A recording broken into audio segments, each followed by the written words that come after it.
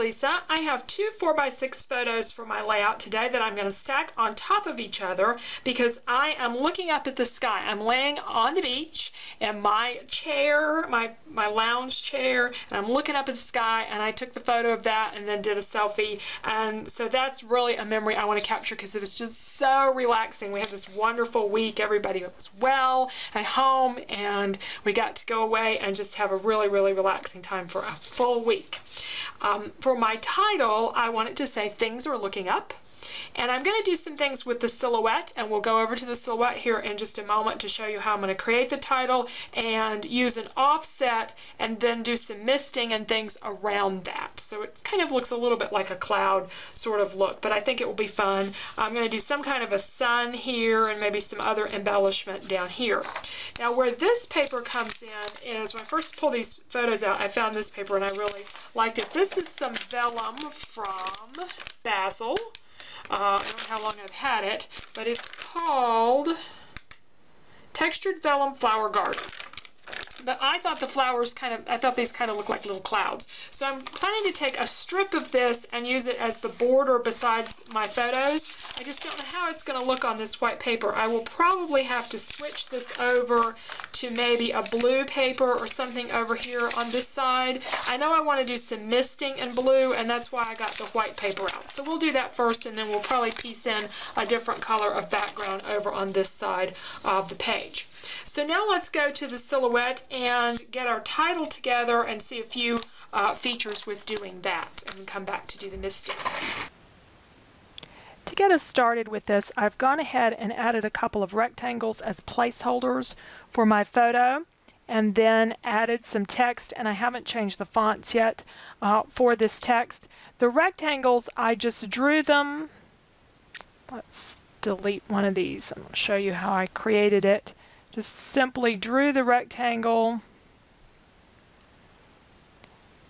selected it, and added some fill. It could have been a plain fill or gradient fill. It doesn't matter. I'm not going to cut this out. But I did need to change the size. So over on Scale, I unchecked Lock Aspect and made it a 4x6.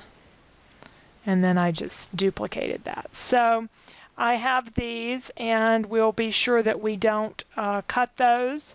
Now we could change the cut settings, or we could just delete them when we get ready to cut. But this helps me kind of see the placement and how large I can make my fonts. Now I know I want some of these to be pretty large and some special fonts. I think I'd like the word looking in a script font, so I'm going to go over to my library and look at my fonts. The Sunday Bold is a nice one that welds really well together. So we'll take that, and obviously it can be quite a bit bigger than what it is. So that's looking good. I do still need to weld it together, but I'm going to leave it as it is for right now. Once I weld it, the little dot on the eye gets separated from everything. So until I'm done kind of placing things, I'm going to leave that unwelded. All right, now the up, I want this to be pretty big, and I want it to be something that really just is simple, but shows up the word up. It's not bad.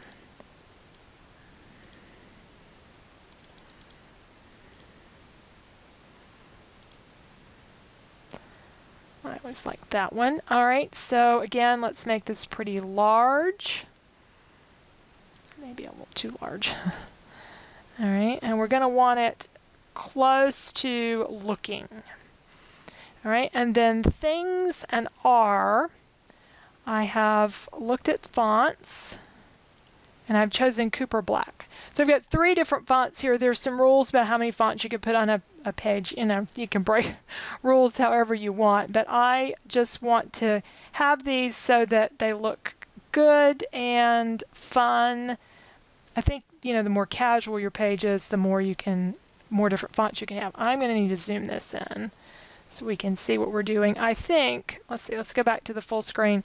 I think that overall is about as big as I want to get. I could probably make things a little taller. Let's see. Let's undo that. Let's put things and R together a little bit taller. All right, and let's zoom in here. Because what we want is these things touching each other just a bit so that they all cut out together. So I'm going to take these two and I'm going to change the character spacing down a little bit. That's the slider over here on the right, so that they're kind of touching each other just a little bit, and that will help them to weld together. Okay. Now with those touching, let's go to weld. And yes, those are all connecting together. And now we want to do the same thing with all of these. Oops. We want to take all of these and right-click and weld and put them all together. Now, at this point, if I start moving them around, I'm going to lose the dot in the eye and one on the eye and things. So I'm going to select them all again and group them so that they move as a group.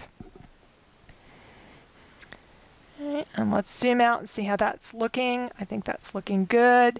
Now what I want to do with this is one other thing. I'm going to add an offset around it. And the purpose of that offset is it's going to help me when I'm doing my misting. It's going to be a pretty good size offset.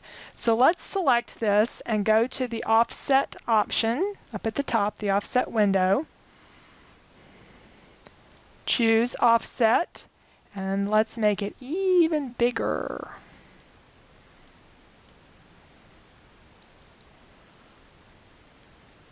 That's not out of the question. Let's see, what's 0.5? Apply. Yeah, I want a pretty big offset that, as I say, almost looks like a cloud there. Okay? Now, we're ready to get rid of these. So we're not going to use those. And what we're going to cut is we're going to take things are looking up, and we're going to cut it out of one paper. And then we're going to take this and cut it out of a different paper. And then we'll come back together at the layout. Okay, so this is what I've cut so far. I've got to punch out the little bits, and I went ahead and cut up out of some separate letters here so it can really emphasize that. I've saved my little dots that I'm going to put in the middle there. So we're going to set that aside. So I'm just kind of placing things here so I can see where I'm going to want to put the title down. And it's white on white there. It's kind of hard to see, but I've got the offset as a mask glued on with temporary adhesive. And then I've put some paper down on my work surface to protect it. A couple of mists, one from October Afternoon and one from Studio Calico. And I'm just sort of blending them a little bit here, creating almost kind of some lines. It looks a little bit like those clouds. And then pull off that offset. And the one thing I'm not crazy about, that's that little blue dot there in the middle where there was a hole in the offset and there's some blue there. I may have to come up with a way to cover that. But the letters will fit perfectly into their space. I did have a problem with my temporary adhesive. It left some behind, and I have an adhesive removal tool from Stampin' Up. They still sell that, and it worked really well for this to get that extra adhesive off. It's not my typical Tombow temporary adhesive. I had to buy a different brand. Now, for the paper on the side, I decided I liked the blue better than pulling in more pink. I'm just going to use pink for the accents.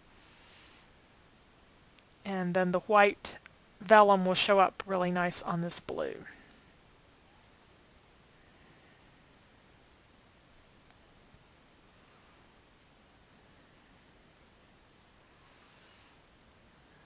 I'll just do a thin line of Tombow adhesive down the edge. It'll get kind of hidden under the photos. And I know I want a sun, and I'm going to use one of those tiny little clouds just to cover up that blue thing there. So it looks like it belongs there. And now I plan to take the sun back up, and I did get it back off of there. It was stuck really good. And we're going to use some markers to color it. We could mist it. Lots of different ways. These are from Studio Calico. They're canvas pieces, and I got gobs of these. I think some of them I got at Tuesday morning. Some of them I bought full price, and some of them I got at Tuesday morning. but you get so many in a pack, so they really go a long way. And I thought that I needed something else vertically and maybe a little touch of pink here, so I've got some pink rickrack that I bought in the fabric department somewhere. That's where I always get my rickrack.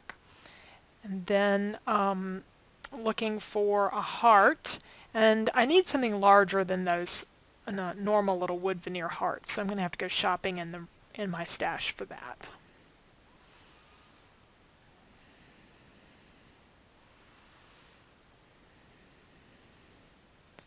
And I have a sticker that says summertime. I'm going to cover up the word summertime, but I'm looking at a few different wood embellishments, and I did end up using the heart as originally planned. So let's take a look at our page. Did our title on the silhouette and used the offset as a mask for the misting in the background. I've added some journaling.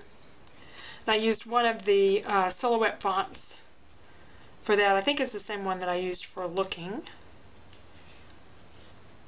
And then added a few little crystals to kind of go with the whole sparkly water at the beach sort of thing, and followed the sketch pretty closely. So thanks so much for joining me today. You'll find this sketch over on my blog, as well as link to all the sketchbooks. So if you like having sketches, they really do make scrapbooking go faster. And of course, this one will get put in next year's sketchbook as a 2 4x6 photo option. So, and this would also be one that would work really well turned this direction, and just flip your title and journaling around, and it would work that way as well. Thanks again for watching.